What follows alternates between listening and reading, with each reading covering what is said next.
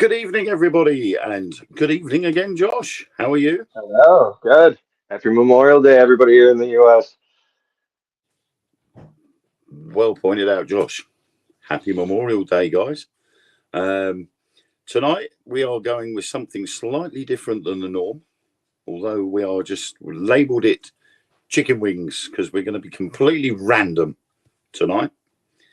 That was a quick intro. Evening, Eric. Very quick intro. It was, ta-da, we're here. So we labelled the show tonight chicken wings because we're going to be absolutely random. We're just going to be talking about weird things and stuff, along with any odd UFO sightings that anybody may have seen. So if you come on to the chat, and if you have heard of any stories lately of strange things going on, let us know in the chat and we'll search for it and we will discuss it.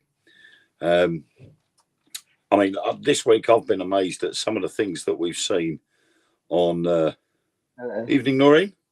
Some of the things that I've seen, mainly on TikTok, of the tornadoes in Iowa. Some of the videos that have come out of there have been absolutely amazing. I can't remember, one of them was some particular a particular a group of storm chasers that were going around. I can't remember the name of the vehicle. It was something 3, Dominator 3 or something it was called, and they were chasing after the storms, and they literally almost got hit full on by this tornado. And if it wasn't for them sort of being sheltered partly by a house, this tornado would have taken them clean off the road. And the footage was unbelievable. I would never have wanted to have got that close. Even if I'd have gone on a tour doing tornado chasing, I would not have wanted to have got that close. If they would have gone any closer to that, I'd have got out the door and gone the opposite direction. There's no way. They got to closer to this house, and the tornado was taking the roof off. And they're all going, "Oh, we'll be all right, we'll be all right." And this bloke's in the front shouting at them, saying, "It's there right in front of us." And I'm like, you're all looking out the windows. Of course you can see it right in front of you. You know, there's a big whirling wind blowing this house to pieces, and he's going, "It's right in front of us." What was everybody doing? Sort of looking at the floor. You know, but it was strange. It was very strange to see that. I think it's probably the best footage I've ever seen of tornadoes in action over in America, because we get them, but they're piddly things. We get them here in Wisconsin. It's crazy to see the aftermath, like especially with the forest, like just part of it's leveled. Yeah, I mean, we do get them, but ours just haven't got any power. They're really, really small. Do you guys have basements? There's like a lot of houses in the U.S. that don't. Some places do. Some places have them, but not many. That's not the sort of thing we do. It tends to be a lot of the older buildings. Most of the new builds don't have them, so it tends to be the older buildings. I feel like that's the thing now with the new buildings. Why? I feel like tornadoes aren't going to stop happening. I mean, I always question that myself. I mean, if you're going to live in an area that's prone to tornadoes, you know, why aren't they built for stronger stuff? But the problem is, it's not just about what the house is built of. It's down to air pressure as well. So as a tornado passes over, it sucks the air out of objects that would normally be under a certain pressure. It gets sucked out, and that's when the damage can occur, because things are being sucked out from inside. So things like roofs and stuff aren't 100% secure. As soon as that roof comes off, anything that's inside that house has gone as well. So you got to have that basement. You need to have a basement, definitely. But it's you know, although they are. That's right. We've had tornadoes here. Although they're beautiful things to witness, the destruction's not nice. You know, it's like we've discussed to the grave and back with Nick Moulet. You know, the devastation and the loss of life that occurs because of it. That's not the beautiful side of it.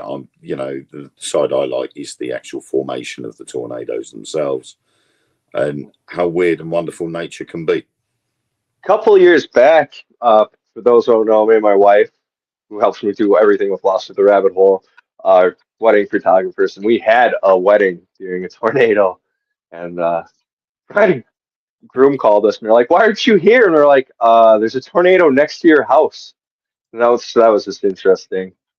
Came later on, but it was just a disaster. Like nowhere had power in town, so like reception didn't happen correctly, and like all the caterers like, ah, we have all this food but no way to cook it. So no And one the thought of DJ stoves. and the DJ's like, yeah, pull my truck up. Yeah, just get a couple of camping stoves. You know, if we can find any. If they haven't been blown 2 miles down the road. Right. But yeah. One thing also I did forget to mention. I'd like to give my heartfelt thoughts out to Squadron Leader Mark Long's family. He was the pilot who crashed in his Spitfire over the weekend. That was part of the Battle of Britain Memorial flight based at RAF Coningsby in Lincolnshire. Had issues with his Spitfire and crashed, and he died in the process. So my thoughts are with his friends and family on that one. Being ex-RAF myself, anytime something like that happens, it's always a bit of a shock. So, with that out the way, and the weirdness of tornadoes, I found something that being a World War II buff, I didn't actually know. I did know, as me and Josh were discussing before we went live, that there were indications that the Japanese were going to attack Pearl Harbor, and they were ignored, basically. However, I discovered that Pearl Harbor was one of the most well-known events in American history, and it's been taught in school, 9/11. written about in books, and immortalized in film over and over again. But one thing that's not usually mentioned, however, is that 10 years before the infamous attack, pretty much the same thing happened in the same place, but for very different reasons. In February 1932, the Second World War hadn't started, but with the first in the rear view and tensions being on the rise everywhere, America was preparing for anything. Rear Admiral Henry Yarnell was in charge of something called Fleet Problem Number 13. This was a military drill designed to simulate an attack from an Asian enemy on Pearl Harbor. Yarnell, with 152 planes, staged an attack to take out the American airfield in Pearl Harbor, catching them unaware. He attacked Sunday morning, just as the Japanese would later do, in an effort to catch them off guard. Because the Americans anticipated an attack from the sea, they never saw the planes coming. Yarnell's forces dropped bags of flour, simulating bombs, and laid waste to the US base. Not a single American plane got in the air. Though the attack was just a drill and Yarnell proved Pearl Harbor was vulnerable, the military decided his efforts proved nothing. He attacked on a Sunday, which they basically called cheating. When the actual attack on Pearl Harbor happened, it followed many similar paths as Yarnell's mock attack. Later, military officials would absolve of capability under the reason that the attack could have never been predicted. This gave rise to the conspiracy theory that the Japanese learned of Yarnell's fake plan and the US has since covered it up. So that is something I never knew. Obviously, knowing of Pearl Harbor, thought that was a bit strange that they'd actually simulated something like that 10 years before, and the Japanese used the same attack method. I'll throw this out there though. I mean, I don't know about you guys, but there's even scenarios that the Marine Corps and the US Army prepare for like a zombie apocalypse scenario. So I mean, they've run, I feel like the defense administration really runs any scenario possible and any way to piss away tax dollar money otherwise. Let's blow something up that didn't need to be blown up that cost millions of dollars so we can pretend that we're doing something. Yeah, we'll waste $10 million next weekend. Let's go and have some fun with our guns and bombs. Yeah. We'll blow up some animate objects just for the sake of it. I mean, that's the way it is, isn't it? I think every country does it. And I mean, we've got a lot of our troops have headed off into mainland Europe for exercises, and people are saying, "Oh, yeah, it's for cover up." And we've just recently sent a load of Challenger 2 tanks over into Germany, which is where this exercise is happening.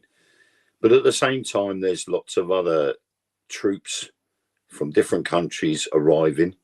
They've even had a Y-20 Chinese air loadmaster arrived at Innsbruck, which used to be an RAF base in Germany.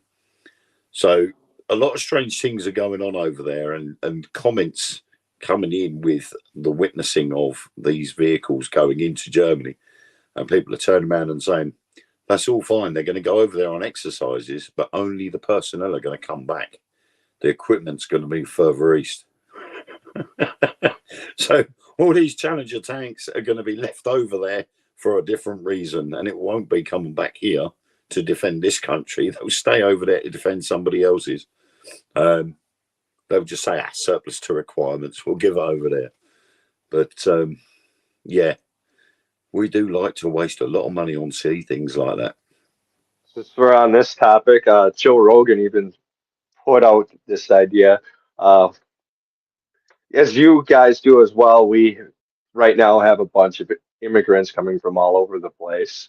And now there's the idea that, especially going around TikTok, that a lot of these immigrants are actually UN soldiers that are secretly here preparing for contingency plan if shit hits the fan during the election. Yeah, I mean, we've got the same thing at the moment. We've had a lot of them come over, but just recently there's been a lot of video surfacing of the French police actually doing something. They've realised that we've had enough, and obviously now we've got an election coming up. We've got 6 weeks until this general election, and they're all now standing there passing the blame at each other. And the latest thing is national service. But straight away, as soon as they mention national service, everybody's going, oh, my son ain't joining the military. My daughter's not going to be a squaddy, blah, blah, blah. But the problem is they've misread it and they've misheard what's being said. Yes, it means national service, but what they're talking about is not just the military. It's also working for likes of NHS or going out doing community service with people as part of this national service thing. So it wasn't pointing the finger solely at military. It was things in general. And everybody's gone, oh, no, you shouldn't be doing that. You're sending our kids out as cannon fodder and all this. Well, no, if you actually listen to what they've said properly, it's not about that. It's about the kids actually having some form of discipline or having something to work for. Because unfortunately, at the moment, they're not. They're stuck to their phones all the time. I mean, my daughter, she's only 11, my oldest daughter, being 11, she comes home and the first thing she wants to do is go on her phone. You ask her to do something and it goes in one ear and out the other. There isn't any discipline in children anymore, and they can get away with anything because we can't punish them. And you're right, with you guys in America, you've got, I mean, I saw a TikTok today of Romanians at an intersection begging for money. And this shouldn't be where it is there should be a hardline stance where if you're coming to the country, and I don't want to upset anybody when I say this, but if you're going to go into another country, you should be able to offer that country something and pay your way. but they don't. They come to likes of our country because they know we're a soft touch and we give them anything. And the worst part is that when it comes to an election, we've got the dodgy situation where we're going to go out the frying pan and into the fire, because if we vote for one that's the opposite to what's already in power, he's just as bad as the one that's already in. Years ago, It's the same everywhere. It's a turd and a douchebag. Yeah. Well, we'll say the one that is currently in, he's the douchebag. the one that probably is going to take over is the turd. Turd sandwich. And it's the turd sandwich that took the government to court about giving asylum seekers and illegal immigrants the rights to get benefits and housing. Not many people actually realise that. It's the same shit here that's going on. So it needs to be a hard line, and one of the people that has got a lot of support, but he's not going to run for prime minister because he doesn't want it. Not Mr. Farage, who loves Donald Trump. He has turned around and said, "What can we do?"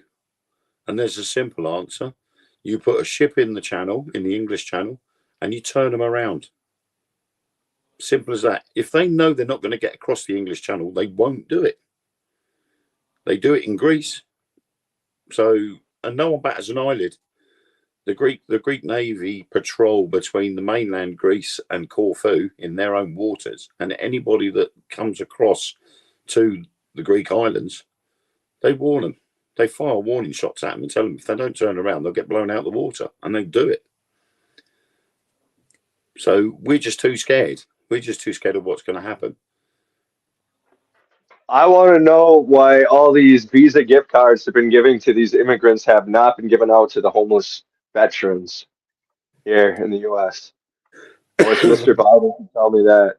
We've said the same thing over here, that when it's £64 million a day being spent on housing illegal immigrants, if you look at the amount of money that has been spent by the end of the week, you could have probably housed 99% of the homeless veterans and homeless people in the UK that should, have the right to be here. And it will be the same as that in any country.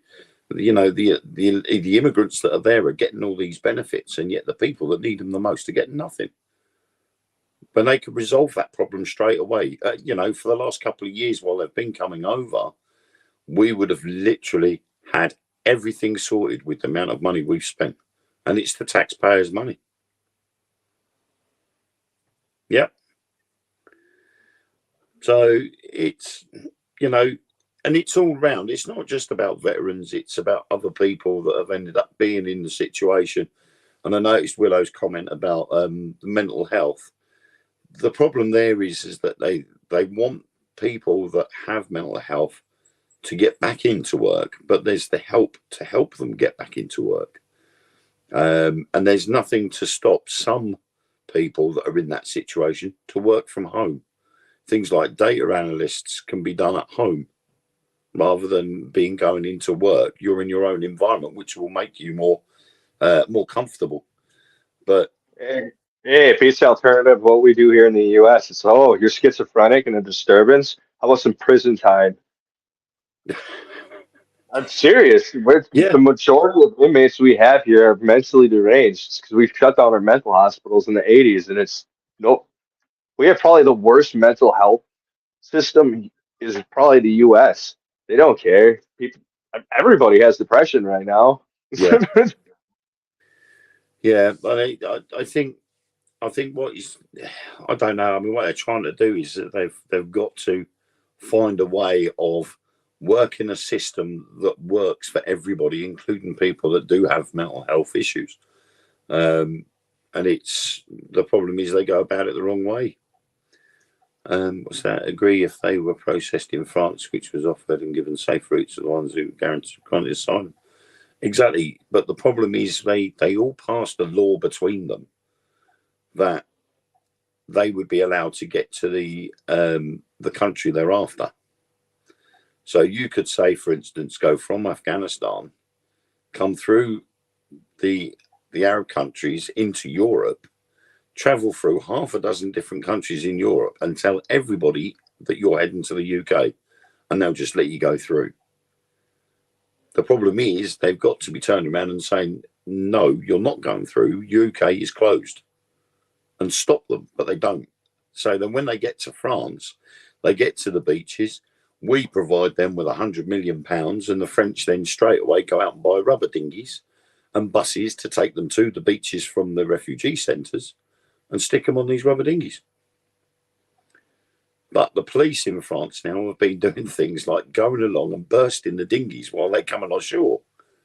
A couple of weeks ago, there was this big police sergeant came waltzing up to this rubber dinghy that was about to load up with people, and he ran a knife right through the middle of it. They went, "You're not going anywhere with this." Put a hole right the way through the middle of it. Said, "You're not going out anywhere." Another police ferry boat. He was trying to create a wake, and he was filling up the dinghy, so they were forced to go back to the beach.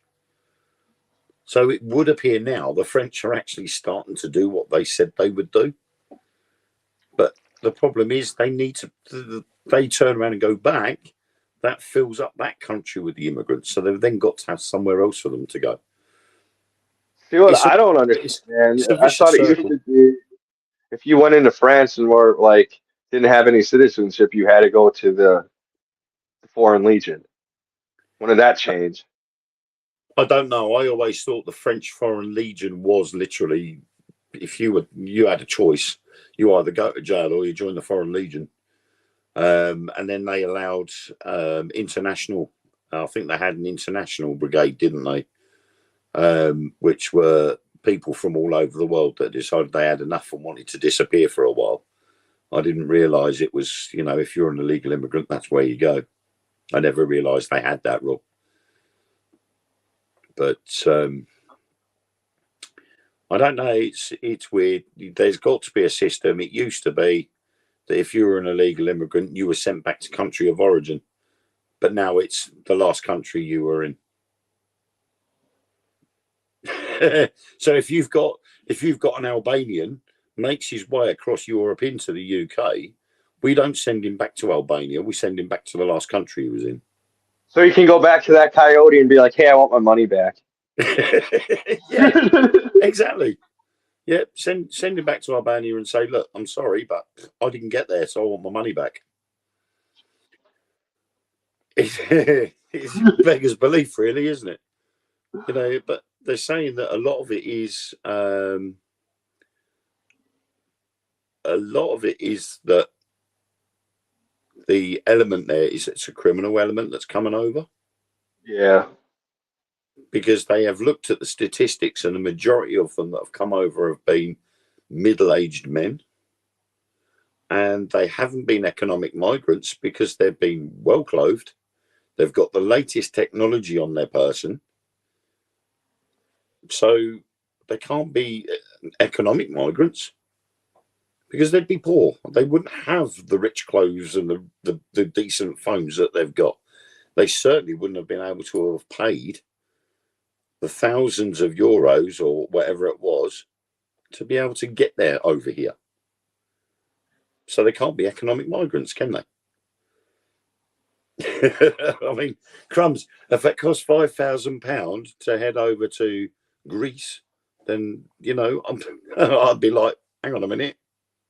Where does that make sense? They've proved this one with Albania. They've turned around and said, why are they paying €5,000 to get to the UK when all they need to do is go to an airport and pay £30 for an air ticket and get on the plane? You can fly over to the UK from Albania for £30. Why pay £5,000 and go the hard way? Surely, if you're going to be an asylum seeker, you get on the plane, you fly over here, and as soon as you get into passport control, you go, "I seek asylum." Case closed. You're a legal asylum seeker. Then you're not an illegal immigrant. You're an asylum seeker. So why pay £5,000 to come in the hard way?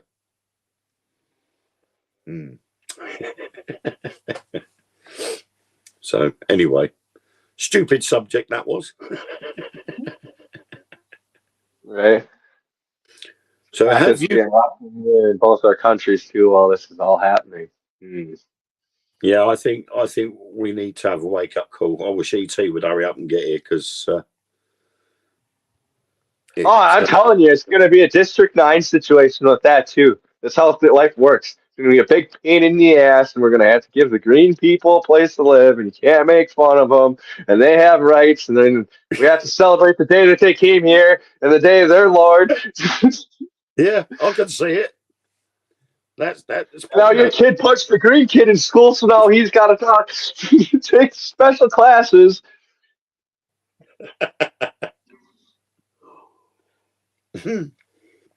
I've heard they're making a District 10. I got a run of sequels coming on here because if they do, I don't know. It's supposed to have been out a long time ago, and they he's done a had lot of. District 9. The rumor is now they're doing District 10. So do you reckon after that they'll do a District 11 and so on? Maybe. We've been It's waiting for 10 to come out for how long now? I think it was. I don't know. I saw a thing the other day. Yeah, I'm sure. Yeah, it was. It was on TikTok. Where is it? Where is it? Show mixed enthusiasm for District 10. I'm sure there was a. That's not really telling me.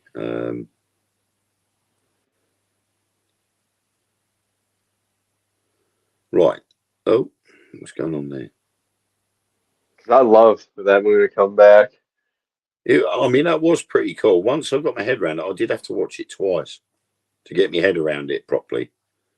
But I did quite. I did get into it after a while. I think that's the most realistic movie and how we would handle it too.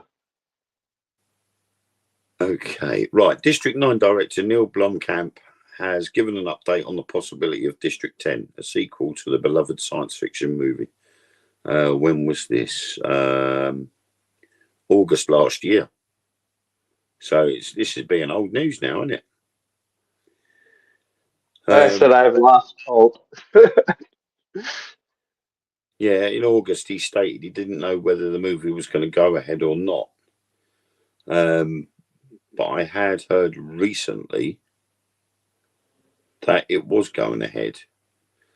There's a Screen Rant has said District 10 confirmation and everything we need to know. And this was on the 16th of March. I heard recently, though, on other horror news, Robert Englund said he has one more Freddy movie in him before he completely retires.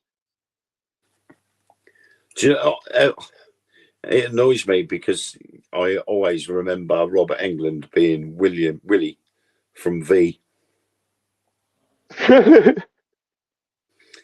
Although he's most well known for being Freddy Krueger, I always remember him as Little Willie in V. I used to love that series. When they brought the new version out, I was a little apprehensive, didn't know how to take it. And as soon as the first episode aired over here, I'm just like, seriously, they have ruined it. I did not like the new version.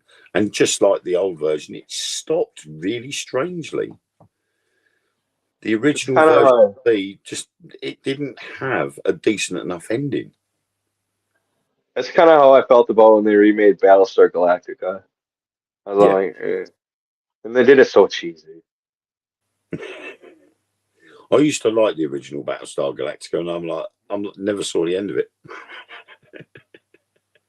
I saw it a bit when they finally got to Earth, and then I sort of watched the first couple of episodes and then never saw anything else. Right, I found it now. It says here, despite the uncertainty around District 10, the District 9 sequel has been confirmed by writer Neil Blomkamp himself.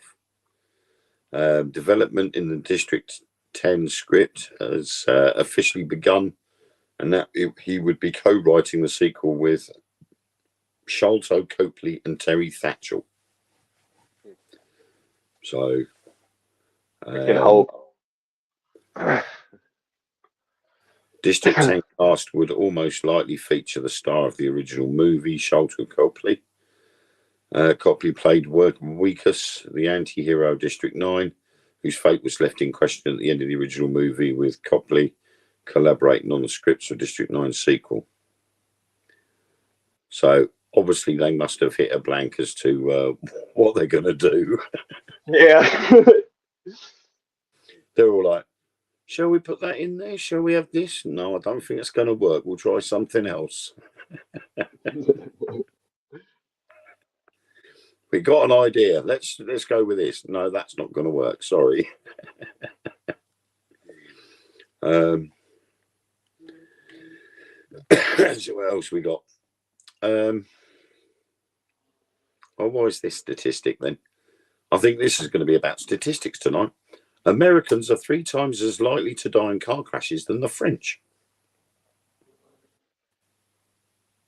Hey man, I live in the drunkest state in the United States, so like this isn't even an argument for me. Like, yeah, you read about dudes getting like the 7th UIs, like no joke, frequently in the newspaper. So yeah, I can see that. Well, sometimes numbers exist in a vacuum and are hard to understand.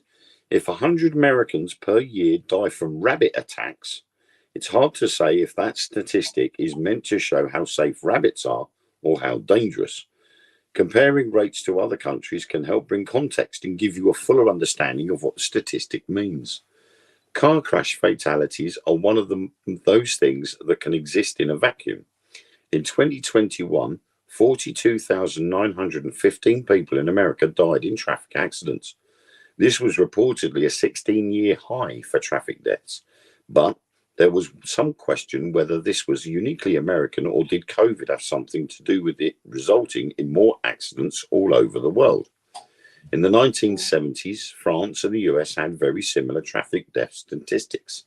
At that time, around 225 citizens per million died in such accidents.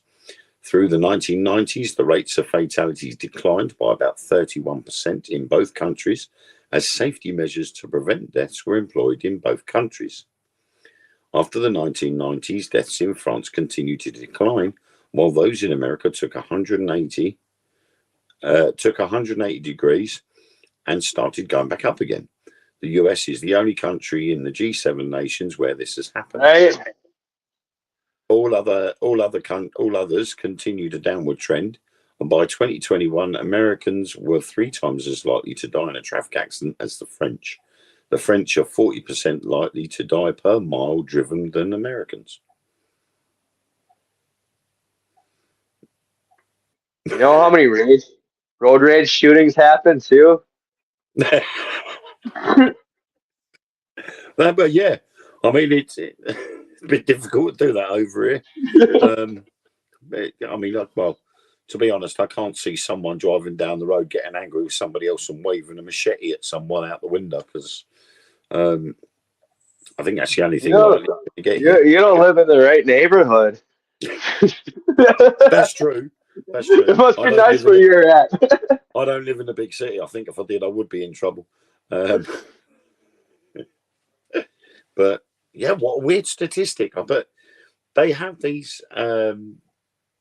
the rules and regulations of driving changed over the years, and we had one over here where they brought in a driver's certificate of professional competence. So not only did you pass your driving test, they then expected coach drivers and lorry drivers to pass this certificate of professional competence tests as well.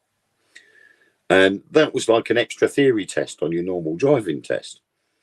And it was teaching a lot of the older drivers that had been driving lorries and coaches and buses for a long time how to suck eggs. They'd been doing their job for 40 years, and then all of a sudden they were being told they needed a qualification card to do their job. Yeah, or you can't drive that vehicle. And that is a rule they have in France. You cannot drive, or you cannot live and drive in France if you did not have this extra this extra one. I've got the one for coaches, Sarah, and renewing it every 5 years. There is a loophole though. You can do the first aid course every year for the 5 years to get the driver's CPC. When they do this driver's CPC, you get certain modules, and if you do it staggered, so you can do 1 8-hour course a year over 5 years, and at the end of that 5 years you have your driver's CPC card. But you can cheat and that was Ellen's iPad decided to kick in for some reason. But we found out that if you just did the one module of the first aid course, where all you had to do was prove to a paramedic that you could do CPR, that was it. So also got to remember the golden rule: nothing's illegal until you get caught. Yeah.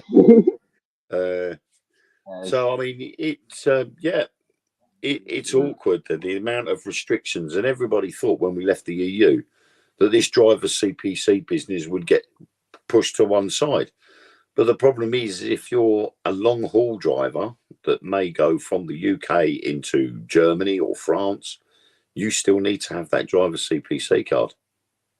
It's the same here with the CDL. Yeah. So I mean, I'm need a whole, expired.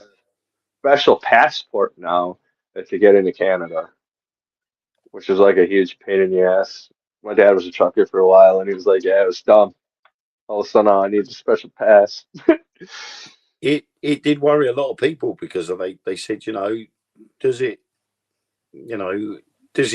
appear that I can't afford to have all of my drivers go through this course?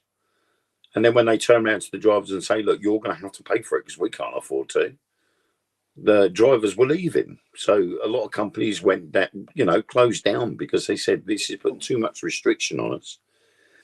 The way they do it here is like with CDL especially, is they'll pay for your CDL, but you have to like indenture yourself for so many years to them. Yeah. Otherwise, you have to pay them back. Yeah. In full. Yeah. A lot of companies do that here. They cover the costs by saying if you join with us, we will pay for the cost for you to do the CPC. But if you leave within 2 years, you'll pay a percentage back. Whoa, 2 years? It's 5 here.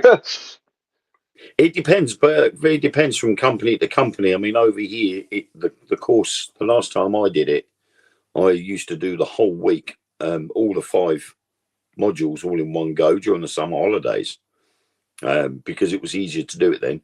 So literally for the whole week, I went to the place, and it cost us 500 quid to do it, and that was it. And like I said, the only thing we had to do a test on was the first aid. Everything else would just sit there, and you just had to attend it. But it was teaching us what we already knew. And I had I have the management CPC, which is a lifelong qualification. So I have to keep up to date with all those rules and regulations anyway. So even I was being told how to suck eggs by having to do this driver's CPC as well. I'm like, no, it was stupid and pointless. But it's the powers that be again, isn't it? They do what they want to do. Sod everybody else. I feel like bureaucracy is our biggest enemy. Sorry? Bureaucracy is one of the biggest enemies to man. Definitely. Have you got anything weird and bizarre that you can join into the show? As I was telling you, I popped on TikTok. I got to actually invite in, and our favorite boxer boy is by You Washed and Drunk. So let's see if that turns into anything. And he admitted it. Car full of smoke. He's like, what? Anybody in London we can roll up by? So. Yeah, well, I know there's a lot of things going on at the moment with all this Mike Tyson fight in July, isn't there? Yeah, Tyson's still going to destroy him. I think so. I honestly think this was a joke, and then he pissed Mike off, and now it's gonna be bad. Yeah, me and Ellen were talking about it earlier on today, and we said, if he had have kept his mouth shut and not mentioned Mike Tyson's daughter and all that, you would have probably just had a show fight, and that would have been it. But no, you don't. Tyson. A lot of former boxers have came out and said, like, publicly now, like, dude, you should stop the fight. You should stop the fight. You woke something up, and we're like, this isn't promotion now, Jake. You're gonna get really hurt. Yeah. He is. He's going to get hurt. Mike Tyson ain't going to hold back. His last statement says it all, too. He's like, well, I'm going to teach the world. There's YouTubers and there's boxers. Definitely. Yeah, I think Jake's going to be in for a bit of a problem. I don't think he realizes that some hornets' nests you stay away from. The funny thing is about all this is Mike's the one that got him into boxing. He's the one that said, yeah, we should let this guy fight, and now he said it too. He started it and he's gonna end it. Well, I think that's probably one of the issues you get when you try and showboat and try and make out you're something that you may not necessarily be, and then set something up, like as an exhibition. It's like a lot of soccer players when they. Oh, it's not an exhibition match anymore. No, but that's what it originally started off, wasn't it? It was an exhibition fight, and that was going to be it. But it just progressed and turned. As soon as he said that about his daughter, what you're talking about, Mike had it changed the next morning. Yeah. To an actual fight. That's right.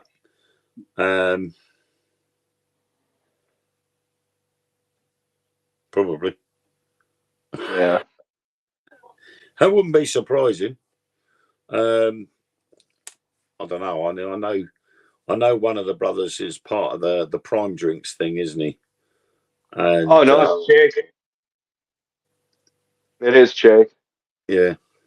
Ryan Garcia was saying all that stuff about him. He's all like, they're using devil worship to make that.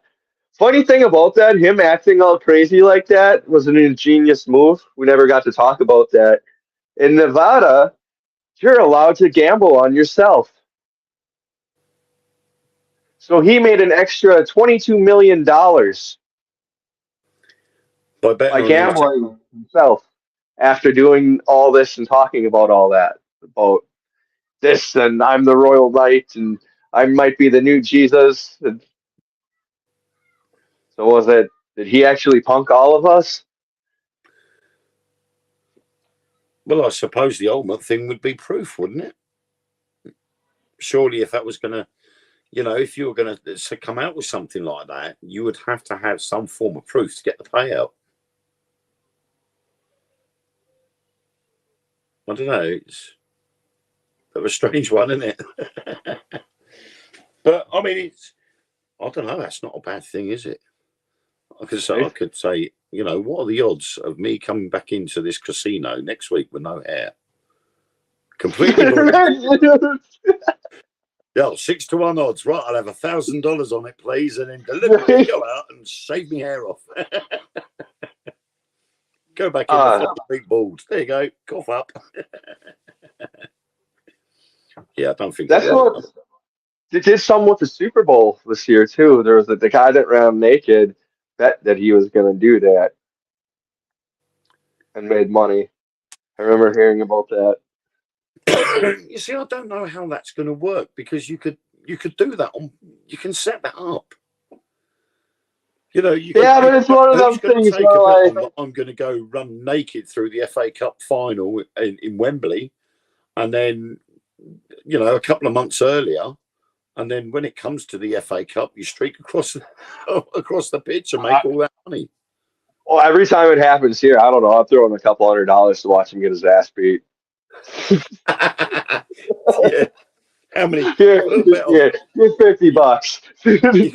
$50 says they're gonna Your little dingling's gonna show, but you're gonna swallow your teeth.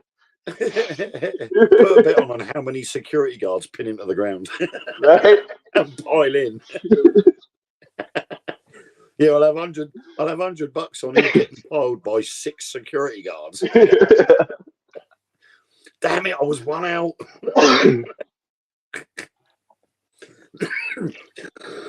Oh dear. That's quite interesting.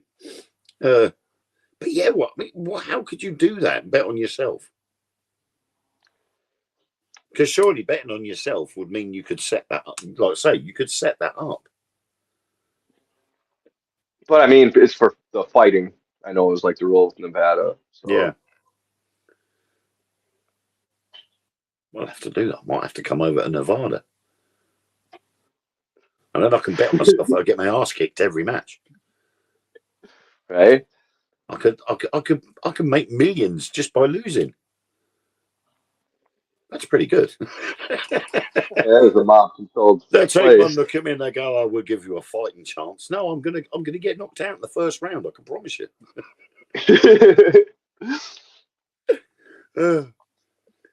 But apparently, and on the athletic side of things, pro wrestlers have a higher mortality than any other athletes. Yeah. If you're a fan of pro wrestling, then this will not be a surprise to you at all. But pro wrestlers are statistically far more likely to die prematurely from several causes compared to the population at large and even other pro athletes. Across the board, mortality rates for wrestlers are pretty astonishing. Compared to the average male, a wrestler is 15 times more likely to die of a cardiovascular condition, 6.4 times more likely to die of cancer, and a staggering 122.7 times more likely to die of a drug overdose. Even compared to other athletes, especially football players, wrestlers have much higher mortality rates. Data from 2014 showed that about 16% of wrestlers died by the ages of 40 to 45, and that climbed to 20% just before the age of 50. NFL players reached their peak at 55 to 60 years of age, when just over 6% died at that age. I haven't got many best anyway. I don't think we're taking the taking in the or like the UFC or any of the pro fighters, because I'd say that's probably that statistic would come in there.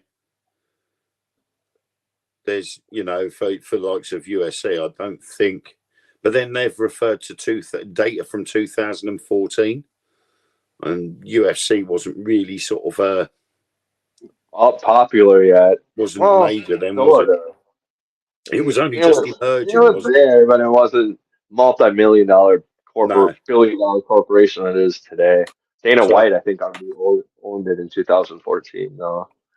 Yeah, I think that's probably the reason why they haven't included it in the statistic, was because UFC wasn't the major thing that it is now.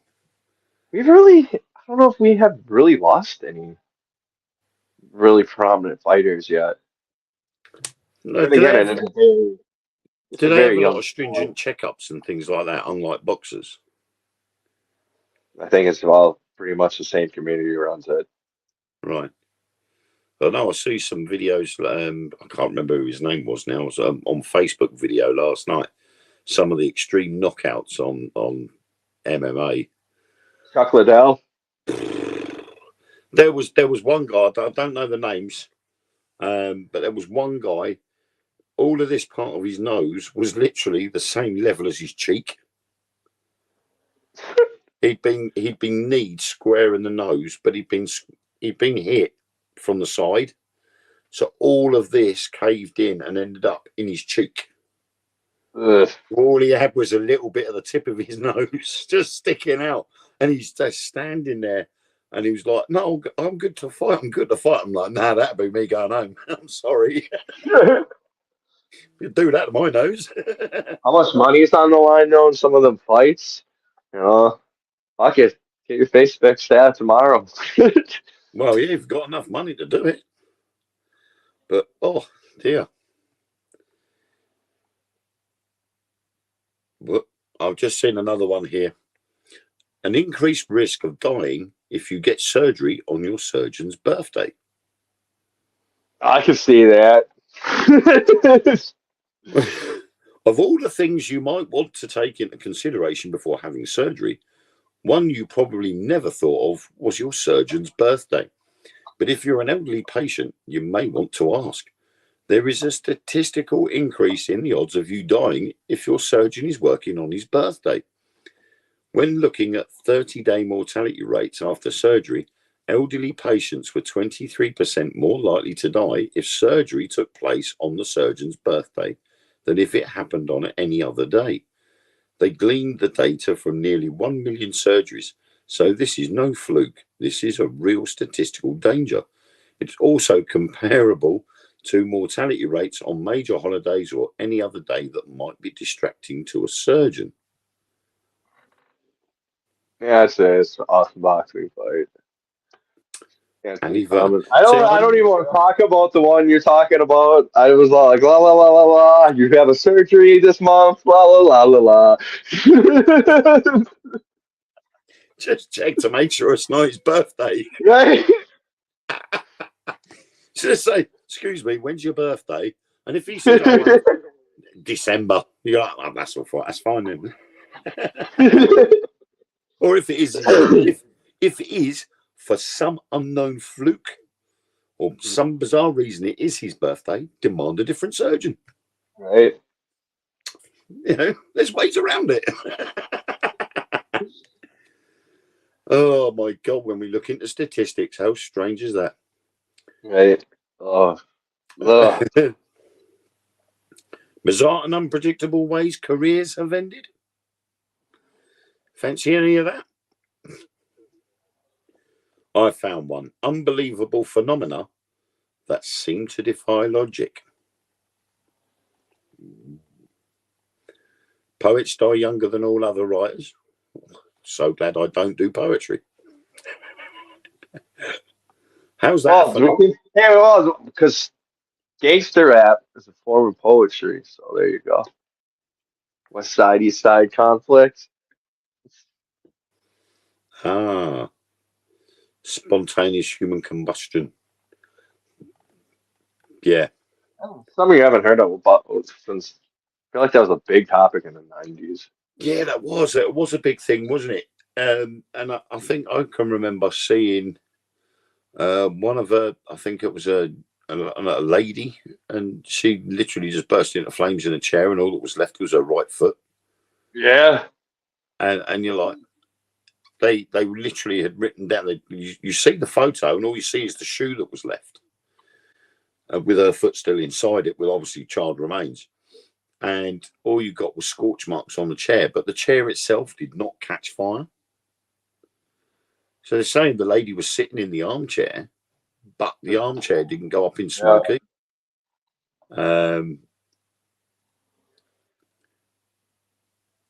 Yeah, but that's the problem. Is all it takes is for one person to complain about the content, and they do. Evening, Lynn. You know, there's too many keyboard warriors on Facebook, and unfortunately, if they don't like something, they report it straight away. The fact I would love to come over and just show up at that one's pub in his town and be like, "Hey, what do you have to say now?" Yeah, what was that? What was that about UK law? Because here in the States, it takes about 15 minutes for them to show up, and I don't need 15 minutes. Well, actually, you'd be all right then, because over here it takes about 4 hours. So you'd have plenty of time. I could be in Germany by the time they come. Yeah, you could. But yeah, it's, I don't know. You get too many people complain about the silliest of things, and there's no need for it because it's factual. It's something that actually happened. You know, what's the problem? It's education at the end of the day. It's something that does exist. We don't know the cause of it fully, So there's nothing Egos, wrong with being on there. egos is the problem with the paranormal, the UFO, the cryptid community. Everybody's got an agenda, and if you don't reach theirs, they get butthurt. And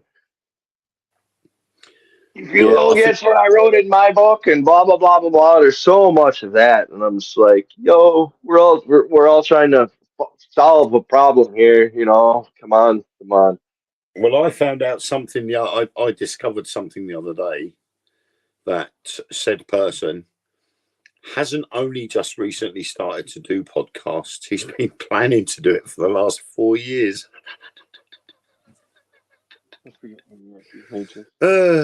So I thought it was quite funny when that came up on my memories. It came up on my memories that he'd been doing it trying to do it for the last 4 years. So I just how long he's been I doing was to do it. I was over it when he was gonna kill himself because you guys called his dog gay. Don't know. That whole thing last year about they picked on me so bad, now I'm gonna kill myself. That was just pathetic. But that's all I'll say about that. You think somebody who hunts ghosts would have a thicker shell? That's the thing. If you're going to be in this sort of field, it's the same with anything that you do.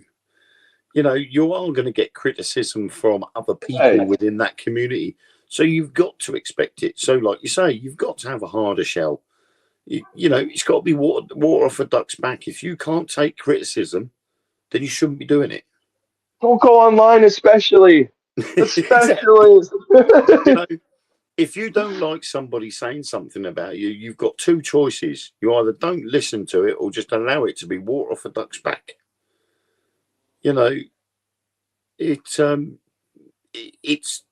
pathetic, and it's a 5-year-old in the playground time when you allow yourself to be taken in by a comment that is made, and then all of a sudden it's the Third World War starting off, Right.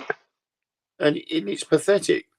But The we all worst know, thing to do, we all besides know the that, better person is the person that walks away from a fight than it is to stand and fight.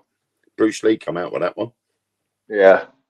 The other problem with the community too are there's those that don't give a shit, don't believe to see putting out information to line their pockets with, and there's a lot of that going on with the Yeah, UFO community. Extremely bad. And I mean, I'm just gonna say, if you're a lawyer, especially a JAG lawyer, you should be asking people for donations to see your research, Mr. Greer. I think if you've got evidence and you need to share that evidence, what are you going to gain by hiding it? A spot on Gaia. Do you know what? I've never watched it. I've never watched Right? it. I actually did their free subscription, and then I ended up paying like $200. So I was like, huh, I'm done with them. I No. couldn't cancel. There was nobody to talk about, and I was like, you sure have the answers to the universe, but you have no answers about why you're charging me for 2 Yeah. years. And that's I had this discussion with Mark before when he was saying about Gaia that for a group of people that are prepared to allow you to know the information, but at a cost, but at a cost, that's wrong. Mm-hmm. If you're wanting to tell the people of the world that there is something going to happen, surely the pre-warning should be free. The other one too that bugs me is the ones that speak for the ETs because they're getting mental downloads and this and this and this is happening, and you're like, huh, wow, I watch Clone Wars too. They're describing right now as a Decepticon. Like, you not know we all can see these movies? Yeah, just don't stop at them services because he'll change into a robot and kill everybody. But There's a bunch of them. There's no need for it because everybody that goes out ghost hunting, or go out UFO spotting, things like that. If you've caught some tangible evidence that you can't explain, then what's the problem with sharing it? You know, Right. I took a photo last year of, or was it last year or the year before? I can't remember. Something like a couple of years ago, of the shadow of somebody standing in a hexagonal shaped summer house. Now, I didn't care. I knew there was no one in that summer house because it was locked from the outside. You could see the padlock, but you could clearly see somebody standing inside it. And Jacqueline Dixon from Paranormal Path was there, and I showed her the photo. We all stood in the same position where I took the picture, tried to recreate that photo. Not a sausage. Yet the second I published it on Facebook, other people tried to take the picture and claim it as their own. Yep. So I had to stick a watermark in it and say, right, now you sods, if you're going to try and do it, get through the watermark. You can't. And, on TikTok, they won't even care. They'll put up your watermark.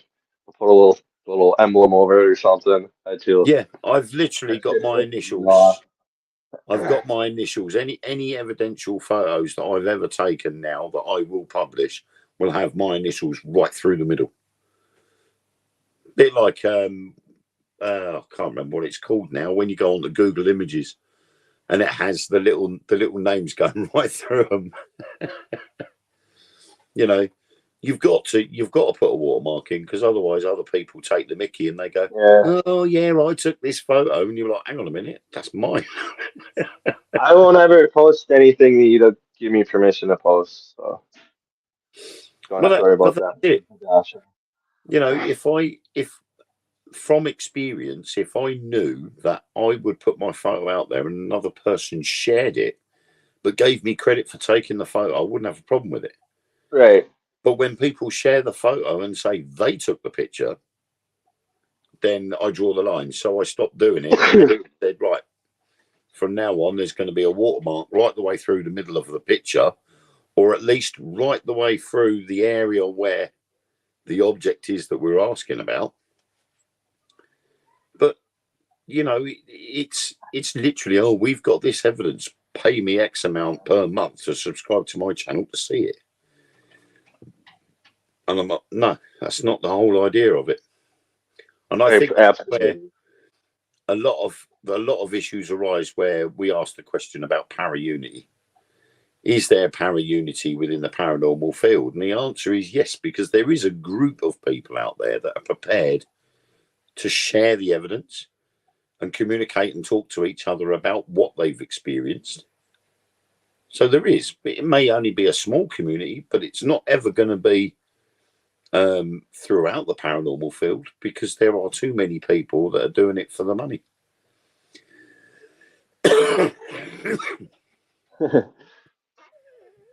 Will do. Which is a shame, because we're all after the same answers. We're all looking for the evidence, and whether it's about spirit, aliens, cryptozoology, we're looking for the evidence. That's the whole idea of being a paranormal investigator. It's not all about ghosts. It's about aliens. It's about cryptids. And if you find evidence of such a thing, then it should be shared with everybody. That's because obviously it's evidence. You know, so many years we've turned around and said, look, we believe there's Bigfoot walking around such and such a place, but we can't prove it because we've only got footprints. But here's a photo of the footprint.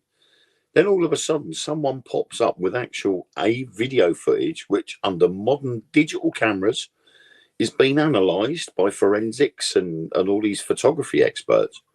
And they go, this is 100% accurate. Yeah, but even that one is an older video, isn't it? That's from an older video. It's never been disproven. No, it hasn't. Some guys have said they did it, but then they recently just ran it through like a video editor, and it's not. Whatever it is. I mean, the way the walking is, it's It's not a person. I was about to say that the way I've seen the original video, and there is no way a physical human being would have been able to have walked in that sort of condition in that manner. The spooky thing about it too, about how big it is, he's also on horseback with that video camera. So she's He's big. already high up. Yeah. So, you know, when you look at that evidence and they say, no, this is undisputed, you can't fake this, there will still be people out there who go, bullshit. Oh, they're just making that up. I could make that in my backyard. You really believe there's a big living thing in the woods? And there's nothing in the stars. You can't even reach them. The planet's flat. Yeah, that's the same people. We've gone down the firmament route. Yeah. But again, that is the thing. Regardless, a lot of people being skeptical will turn around and they have that attitude that I'll see it, I'll believe it when I see it. Yeah. Because they haven't experienced it, it becomes far-fetched straight away. So but the problem is shown to them, they'll still poo-poo it straight away. We're living in the era where you can't even believe your eyes anymore. No, and the likes of AI and CGI now, it's got so good. It is difficult, but you can spot it.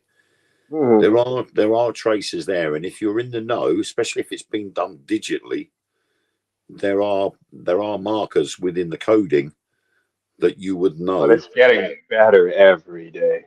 That's the scary. Yeah, every damn day. A year from now, it's going to be unrecognizable. It's getting very difficult. I mean, you go back to Final Fantasy when they started doing the old single strands of hair on the you know, yeah. and when that was released, everybody was like, "Oh my god, look at the graphics! Every game, it's so cool." But now we've gone past that. You know, now we're way past those sort of graphics, and there are some telltale signs still that it's AI or CGI, but it won't be long before those telltale signs are covered.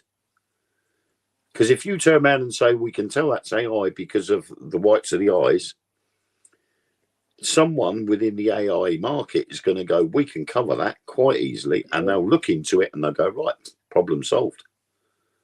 And then that's the whites of the eyes gone. So then you've got to find another way of finding out whether it's real or not. But people won't believe it unless they're involved with it. Yeah. This is the thing. This is the thing, though, and it's again, it's if you get a piece of evidence, you can record it on your phone or take a still photograph of it. It's your word against everybody else. And unless there's multiple people see it at the same time and can all prove it, and they're all happy to say that they saw it, you're flogging a dead horse when it's just yourself, because there will be you against thousands of others. You know, when Jim Penniston come out with the Rendlesham Forest incident, everybody all turned around to them and went, "Oh, whatever." And then all the lies and the excuses came out. Oh, it must have been the lighthouse. It was the SAS playing a prank on you, and all of this. But when you actually go to Rendlesham Forest, there is an energy there, and you can feel it. And like when me and Mark went there, Mark ended up taking a picture of something. And as far as we're concerned, or as far as I'm concerned anyway, it looked like the TR3B. However, this TR3B would have been absolutely huge because it was above the clouds. And Mark reckoned it was about 10 times the size of 10 times the size of a football pitch. Yeah, but think about this, guys. What about the Phoenix Lights? That was massive. That was a massive craft. It kind of resembled the TR3B too, to be honest. It was kind of the similar shape. My buddy Peter. Wasn't it in a sort of like a V shape? Wasn't it sort of like that? Because there has been that I saw on TikTok yesterday of footage from the International Space Station where they recorded that similar shape coming over the clouds, heading down. What the if they sky. could strategically put on these lights too to cover up the size of the Yeah. crafts? Something I thought about.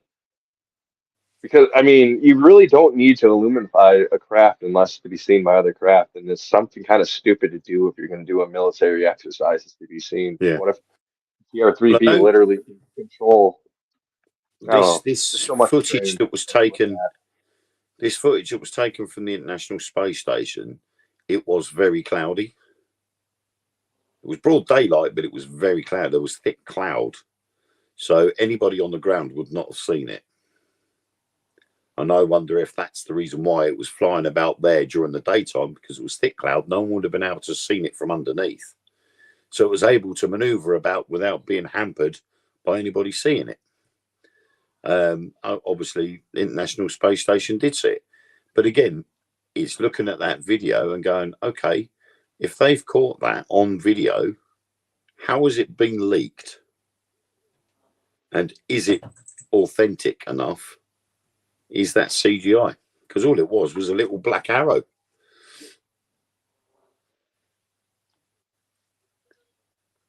Yeah, yeah. Was the Phoenix Lights UFO actually seen, or was it just the lights?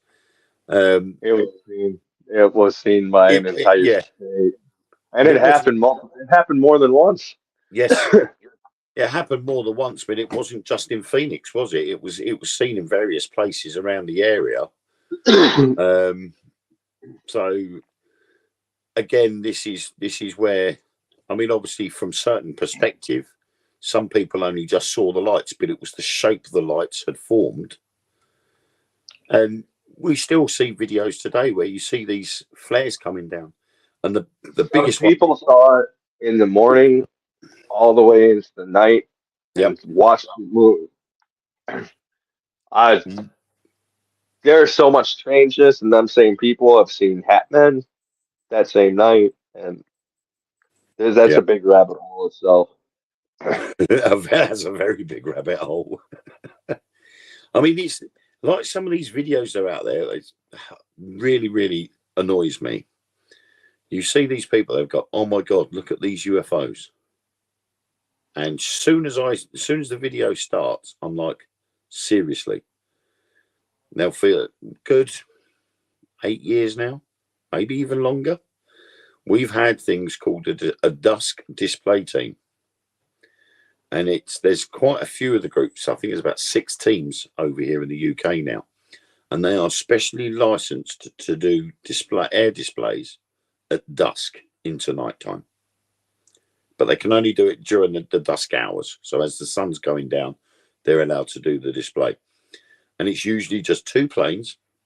They have LED lights all the way down the fuselage and along the wings. And they have fireworks on the wings and the fuselage.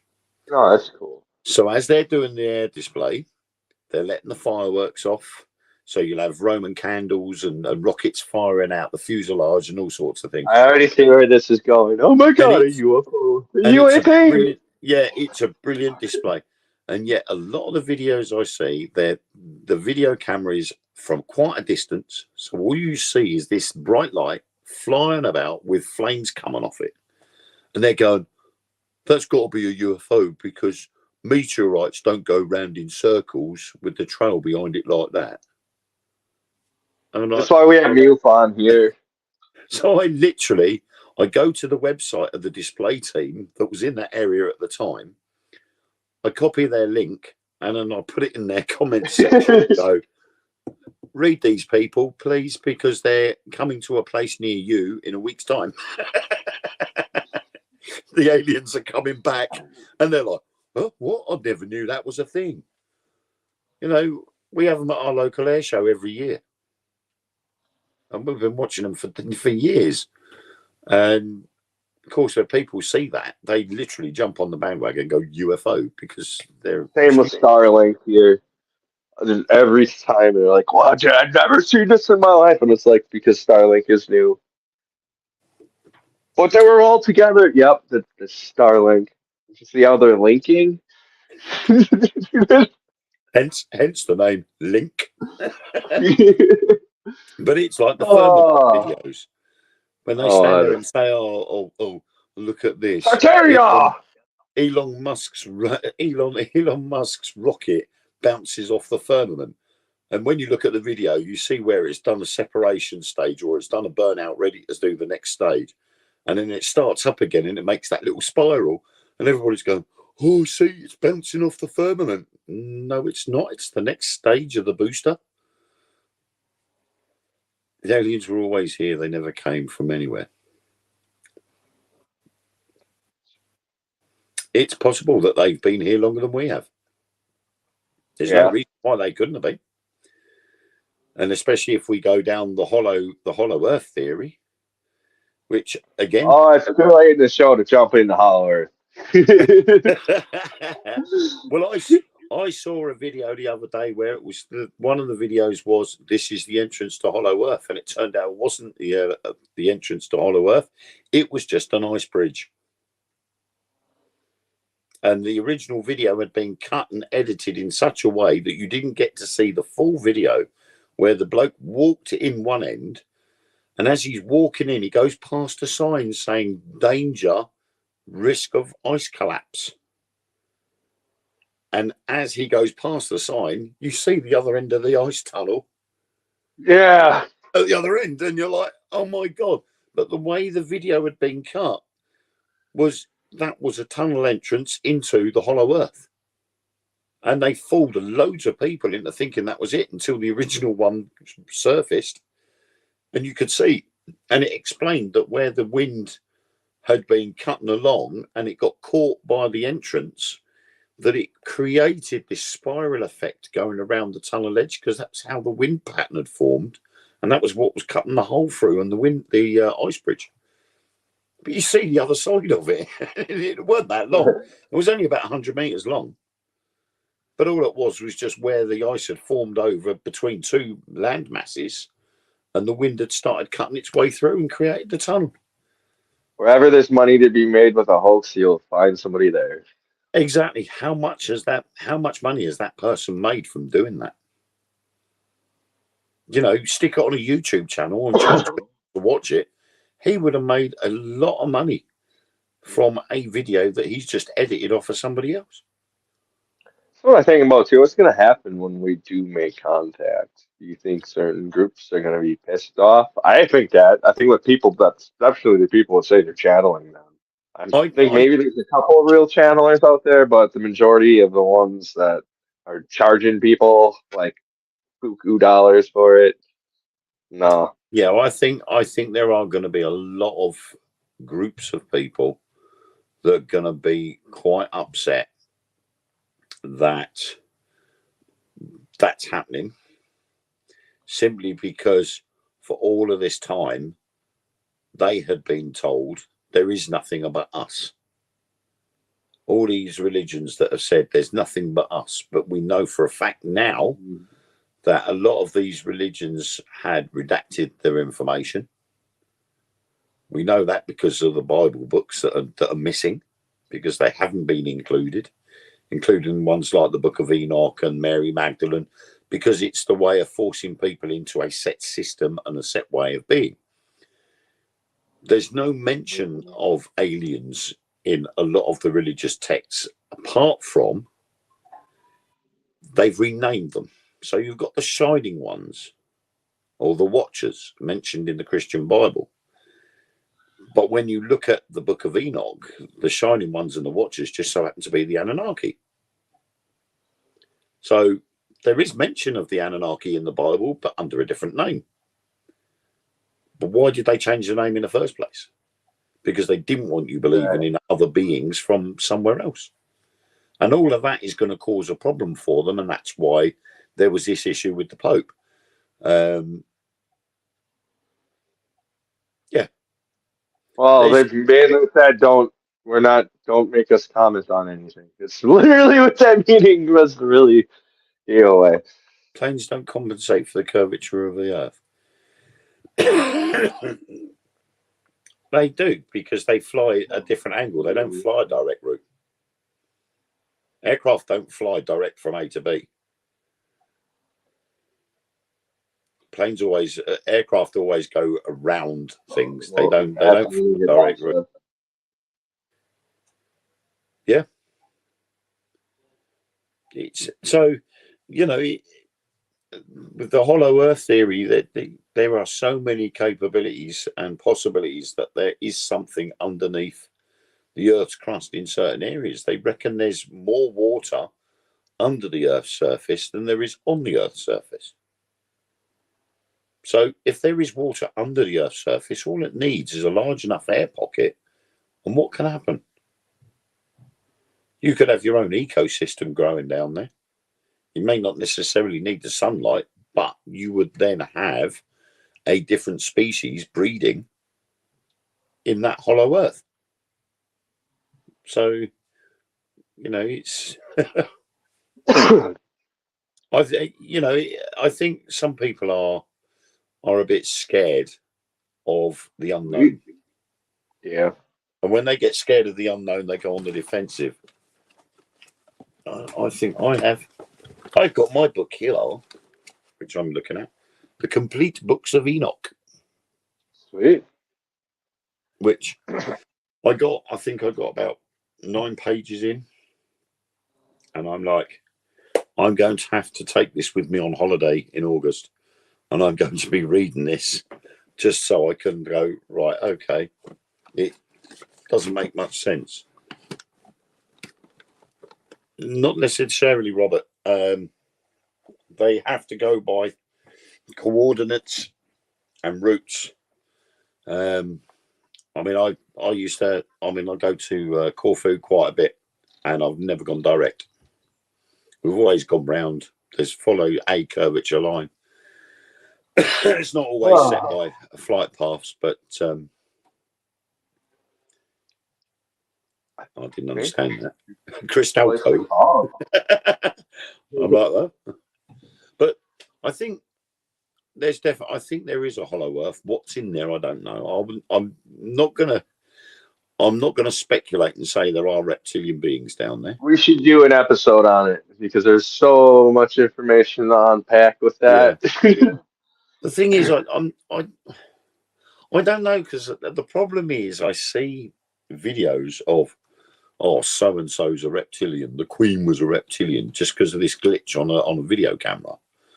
And it was an old video camera, not a digital one. It was one of these older ones, and it pixeled, and you see the Queen blink, and the eyes went like that way. They went sideways instead of up and down. And they're going, "Oh, the Queen's a reptile." And I'm like, seriously?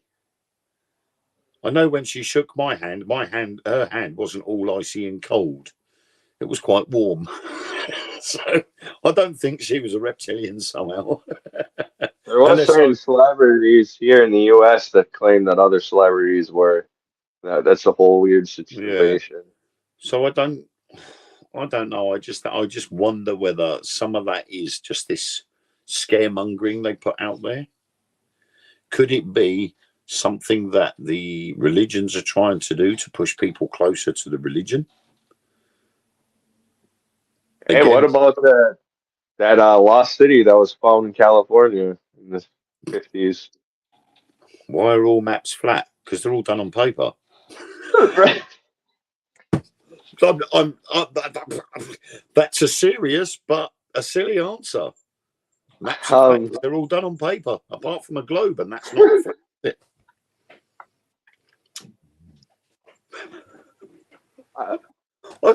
That was the I think that's what we're going to call it tonight. I can't think of. Yeah. We were saying about the curvature of the Earth and all that. Yeah. One of the guests in the comments said about maps. Yeah. Why are all maps flat on paper? And they said because they're all maps are all done on paper.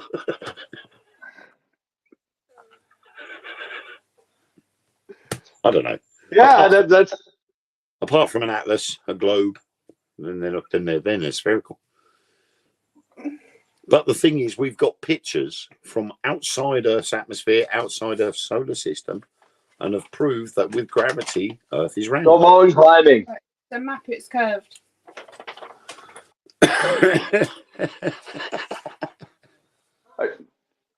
It's all Lois's fault. Right.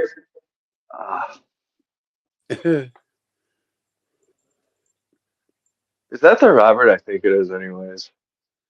Well, I mean, we know for a fact that at one point the German royal family, the Russian royal family, and the British royal family were all part of the same family. There's that. Yeah. Like I said, a lot to unpack. It's a lot of weirdness there. You know, all of a sudden, you know, you've got a family that literally runs Europe.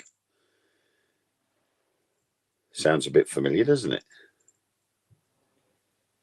And then for some unknown reason, it sort of all changes. The royal family of Russia gets eliminated. Then the royal family in Germany gets eliminated. Just leaves the British royal family. And there was no gain for the British royal family by the other two families being eliminated.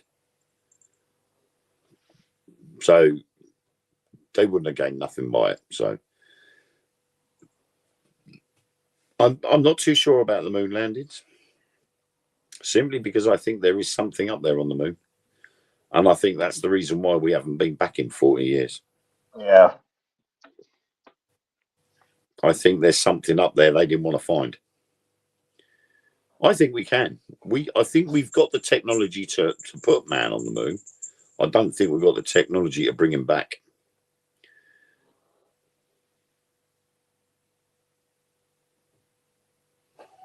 Yeah. Okay. Didn't know that. But the royal family are a bit weird. So, well, anywho, found out people from Colchester are called Colcestrians. Really? That's old news. I don't know.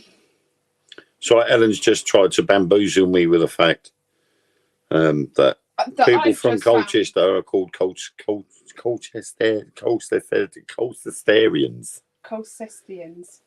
So Colcestrians. I always thought we were called Camelodnans, but there you go. No, because that was the original name of Colchester, Camelodnum. Right. Please, this is not about UFOs. Zip it.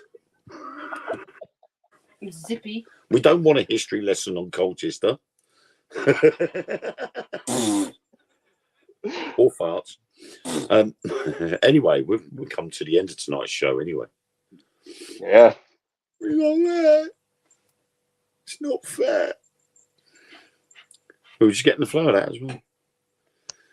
So, hello, guys. Oh, look. Hi. Lois is back. But I'm just the background pain in the ass. No, you're not. But anyway, we have come to the end of tonight's little episode. We're not too sure whether Mark will be back with us next week. We'll see how Mark is.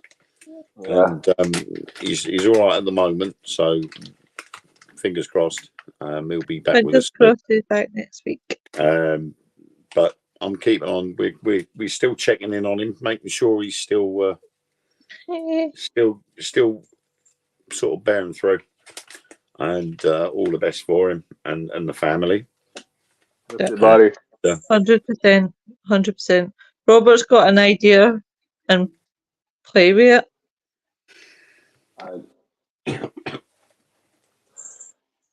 Go on then, Robert. What's your idea? Thanks for showing up, Dasha. Always fun to have people here in the US chat with us. I'll go back in the background because he's not finished and I've just intervened.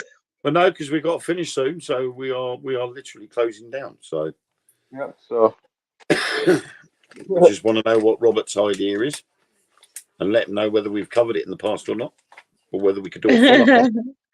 We could do a follow-up. We are just food for aliens. That's possible. for certain aliens. Could be. I think Robert has just been watching V. Possible. Anything's possible. Anything's possible. So, Good night. we will wish you all a good night, and thank Night you all. for popping into the Dark Mirror Radio Show. We have Thursday evening. Myself and Lois will be back with To the Grave and Back with other people talking about witches. We will be talking about witchcraft, light versus dark. So, in other words, we're talking about Star Wars, Jedi, and Sith. Yeah, pretty And then much. on, and then on Follow Friday, us along. it's Friday Frighteners talking about Yep, whatever. on Friday, Frighteners, it will be a good show. We are talking about what age limit should people be allowed to start the paranormal at. So we'll be having a discussion of, because there's a lot of talk just now. Sorry if I'm going over time. There is a lot of talk, and I'm seeing a lot of posts in the last few weeks of people asking about kids and teenagers and asking what the age limit should be when they start the paranormal. So I thought, why not? And have that sort of discussion. I mean, my part of that discussion would be a lot of insurances are null and void if you have under 18s there. No, we're not, Robert. It's a load of rubbish. The national service thing was just a selected few. It's not everybody goes into the military. It's some of them, some people you get a choice. Everybody will get the choice when they get to 18. They can either do military service, work with the NHS, or do community service. So it will still come under the national service. It won't be our kids are all going to go into the military. So unfortunately, that's other people spinning off of the news from someone else. It's a load of garbage. And I'm not a Tory supporter, so... I love that comedy. To be honest, if I could go back in and do another year's national service now, I would. Because I agree with it 100%. I think we should. Because kids nowadays have got no discipline and no respect for jack shit anymore. You ain't leaving me. So that's my stance on it. So I think everybody should be doing it. And a lot of other countries do it, and the countries benefit from it. Sweden, Greece, Denmark, they have national service, and their kids have got damn sight more respect for their elders than anybody else in Europe. So I agree with that point. But it's not just about military service. On a different note, as Mark would say, remember, keep your eyes to the sky. Definitely. Yes. Yes. Keep your eyes to the skies because we eat pies and we ain't telling no lies. We can go now, Lois. Right, guys. As you can See you tell, all we're soon. starting up a rap career.